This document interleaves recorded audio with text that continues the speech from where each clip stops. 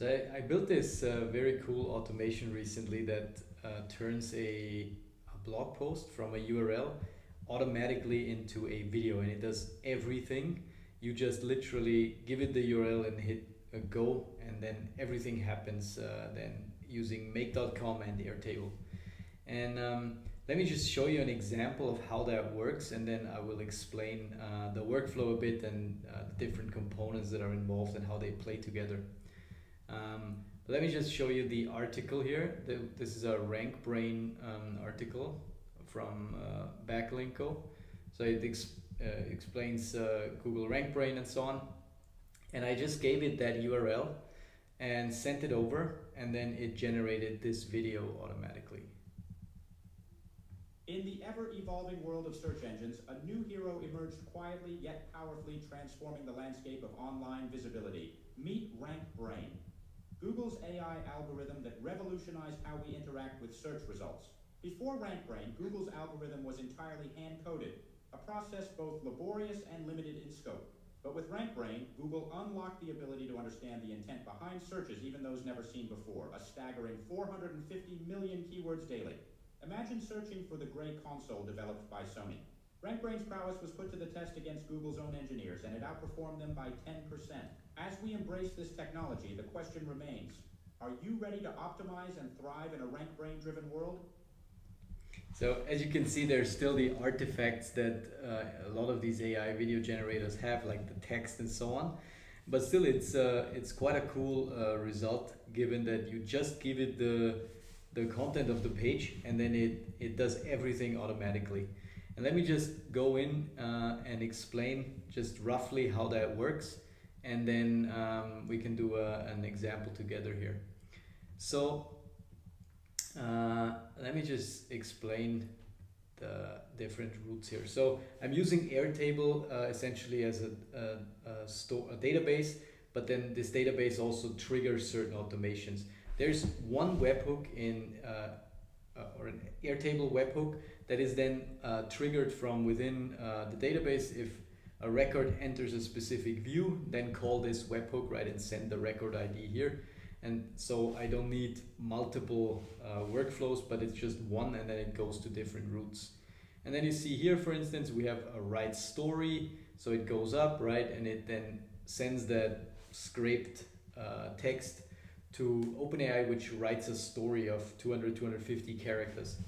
Then it generates its own image prompts, because we need to generate from that story images. It takes every sentence of the story and creates 2 images per sentence, because I realized, okay, for the average length of this sentence, it's somewhere between 5 to 10 or 6 to 10 seconds to read it.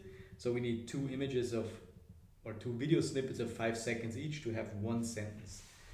And then it basically creates some entries here. It then here in this route generates images for each of the like 2 images per scene. A scene means 1 sentence of the story. It then sends them over to FLAI, which I'll show you in a second. It gives an image as an input, and then you get a video back. So you say, basically animate that image for me and get video snippets. This then here puts together the 2 individual videos per scene. Then I'm sending this to Elevenlabs to narrate it, right? To narrate the sentence. And I also cloned it. I don't know if you heard it, but I cloned Peter Griffin's voice. And then there's a fallback voice in case that fails. But so you get the narration and the audio. Then we combine audio and video, right, for each scene, because they should be aligned. And then this is basically, I'm using JSON to video here, where I'm sending the video files, and then this service merges them together into one video. And then at the end, I'm just sending an email to the user to say, hey, here's the link to your video. And so that's the automation in a nutshell. And let's just do an example together. If this is a blog post that I've written on Hacker Noon, let me just copy that. And let's start that fresh here. I prepared this little form here on fill out where you just give the input. Is your blog already published? Yes. Let's give it that link, and then this is my email, and then we say generate video. And now actually this is the one thing that is outside of the main workflow. There is one separate workflow that just does the ingestion, right? So I'm using data for SEO here, which gives you a bit cleaner data than just using the normal HTTP module, which would also be possible. But some of these blog posts, they have like all sorts of stuff happening on that page. There might be a comment section or so that if you don't exclude that, or if you use the normal HTTP module, then you might also get that stuff in there. So Data for SEO is a really cool service. They do a bunch of things, but parsing is one of them, and you get cleaner data back. So this is then used to ingest it into Airtable, and let's just have a look here into stories. We see the story is here already, and this is, I just put one button here, which I could also automate, but for me, just to see if that worked, that it scraped it correctly with H1, H2, and so on. And then let's just hit ready to go, and this would now kick off this automation, and we can actually look at it here, where it then goes in and writes the story. So it just started, and first part is because I explained it very fast. So it goes in, it writes out the story, 250 characters or so. It then splits up the story by each sentence, and each sentence in the second module here, which is now running, and we can actually look at it, gives me back a JSON object with the original sentence from the story and 2 image prompts. And I'm using a JSON object because I'm then sending this over to Replicate, where I'm running the image model. But these should here coming already in the scenes. So we have 14 scenes. We had 14 sentences of in the story, so that's 14 scenes, and each has an array of 2 image prompts. And now we are generating these image prompts actually here in a table that I called assets, and it already went off and is generating images. So for the images, and we can look at an example here. There's, I don't know what the sentence is in the story, but some desert or whatever. It is now sending these over to Replicate, where I created my own model, Family Guy. And this one was trained on, I don't know, 30 or so images, rather high quality images of Family Guy or very Family Guy-like illustrations. And so I trained it, and you give it a trigger word like in the style of FGY, which then signals to the model, hey, please do that. So this is a LoRA, I forgot the exact meaning of LoRA, but it's basically a fine-tuning with a very limited data set. So I created that here, and I'm getting the images back. And now it's already starting to generate the videos. So for the videos, I need another model, because this one just gives me the images. For the videos, I'm running a model on FAL, I'm not sure how to pronounce it. Very similar to Replicate, it's an API that you can call. They host these models. This one I did not create myself, it's just a standard one. But Replicate did not offer this model, so I'm using it on another service. And I'm sending that one the image, and with a little change of the prompt, and I say basically create an animated version of this. And now we're getting the videos back, and these videos are then, once this thing is complete, and we can look at the scenes table here, we have right now, not half of the scenes are completed, so it takes about 5 to 10 minutes for that video to assemble. But this will now bring in the videos, and then you can see here already for the ones that are done, like where we have 2 video snippets, it will create an audio file and then merge the video and the audio file together. So because obviously we need to synchronize that on every scene, and then basically put these little files together into a complete video where we have the audio snippets with the merged video file, and then it outputs at the end the complete file. And let's just see here. There's also sometimes this model fails, so I put in a loop for certain attempts, but there's one more to go, and then we have all the videos, and while this is running in parallel, it's already assembling the audio files, and as said, it takes about 5 to 10 minutes or so to put that together. And I hope it's now, yeah, it looks like, let's just see, yeah, it's running. Exactly. And then for this merging audio and video, I'm using JSON to video, and I found that actually in another YouTube tutorial where somebody already had this set up. So it's a very cool service. So you just send them the files in JSON format, and they give you the assembled file back, and you can do all sorts of settings, which can be a bit overwhelming in Make to figure out the structure. You need the JSON structure, but once you have that, it's very cool what you can do. It's now two to our left, one is left, and then it will kick off the actually the story on the story table. So we see here we have 14 scenes in general, and we have 13 completed. So once that jumps to 14, it will go into the final assemble of the video, and it's just the same thing as merging the audio and video files. So it just takes all the different video snippets, sends them over, which already have the audio, send them over to JSON to video, and then this will return us the final video. So let's just have a check here, because sometimes these things are failing. And for Runway, no, it's here. I've also put a fallback model, because this Runway model sometimes just returns unexpected errors, and they don't give any explanation on what went wrong. So yeah, I just put another model there, and it looks like this is still running the audio and video version.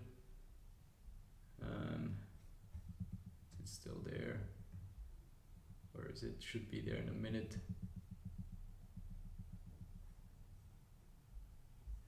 Is it here? It's not here yet.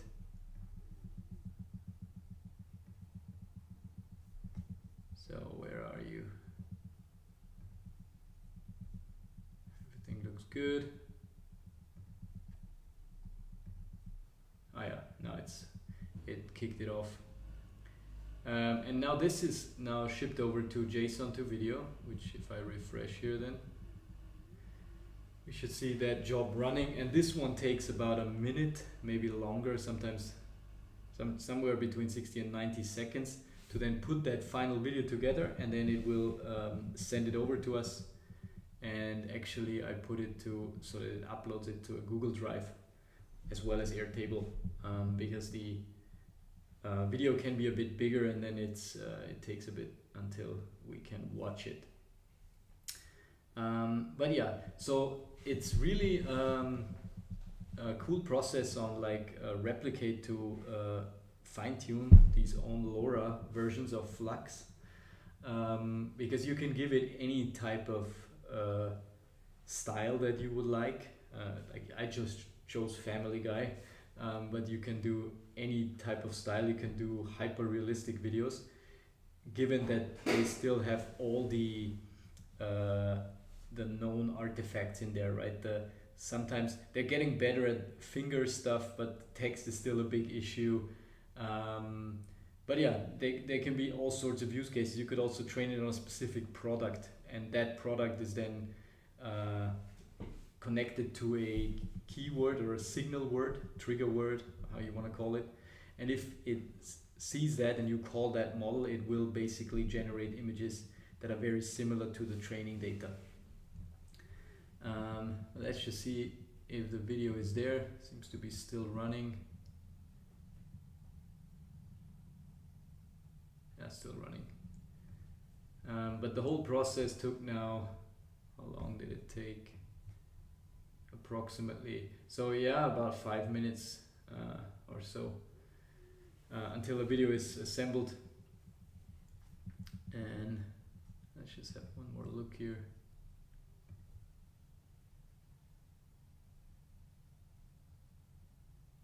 So it's done and should be now here. And let's see if we can, my internet is fast enough that we can watch this here.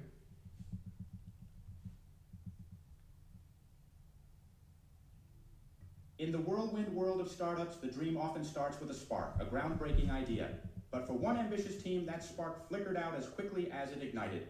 Despite a year of development and high hopes, their launch on AppSumo was a party attended by just 12 buyers. It was a humbling moment akin to dancing alone with your cat after everyone RSVPs yes to your party. The feedback was clear. The product was incomplete, more of a toy than a tool. Faced with dwindling resources and a growing team, the pressure mounted. Traditional methods of market research were too slow and time was running out. That's when they turned to an overlooked treasure trove, software reviews. Diving into thousands of reviews, they found the insights they needed. Likes and dislikes that painted a clear picture of what users truly wanted. It was a revelation, but time was not on their side. Their story is a cautionary tale, but also a beacon of hope. By understanding customer needs through reviews, they discovered a path others could follow. A path that might just lead to product market fit and success. So, before your startup joins the graveyard of dreams, consider what your users are truly saying. Your next big insight might just be hidden in plain sight. There you have it. So yeah, as you can see, there's still a lot of artifacts, and probably wouldn't post that on a homepage or something. But it's a nice little example of how you can put together different services, and it's really just running an image model there, running the image to video model here. I mean, ideally they would run on the same platform, but in my case that wasn't the case. You run Elevenlabs for generating the audio and something like JSON to video to assemble the video, and then from one URL you can just scrape that these results, create a story, create the prompts, and then this will just run through and spit out the video in like, it took a bit longer, 9 minutes. But I think it's very cool. And as said, you could train that on all sorts of things. That's obviously a bit funny and comic style, which for a lot of businesses might not be on brand and not something that they just put out there. But if you train it really well on a product, these newer Flux models follow that quite good. And yeah, then you can create all sorts of content pieces, images, videos, short ones preferably then, with a high accuracy to the training data. And if you have good imagery on products, then you can train these models to just put that product onto any sort of thing that you prompt it to do. So it could be, I don't know, sunglasses that trained on a particular set of sunglasses, and it puts that onto faces of people, right? And you just create synthetic media by just saying the trigger word, which you trained the model on, and then the image that you want to create. So hope you liked it, and yeah, if you want to also do something like this, feel free to hit me up. I can send you the blueprint to make, and also the Airtable. But as I said, it's a fun little tool to show what can be done with Make and with Airtable and using these AI services.